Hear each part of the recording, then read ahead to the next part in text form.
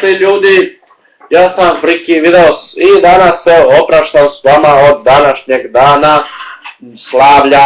Otišao nam je gost Grigač, eno vidite prazna mu stolica. I znači danas se ovo je video zadnji koji ću snimiti danas, rekao sam da ću snimati 3-4, to sam i napravio.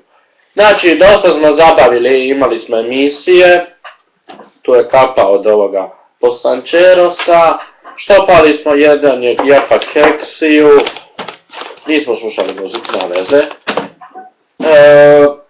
Tako da smo se dosta dobro zabavili i dosta dobro obilježili današnji dan, to jest preko 51 subscribe. Ljudi, i dalje pišite komentare, pišite nam, lajkajte, subscribeajte se, vidimo se ljudi do sljedećeg videa. Bok!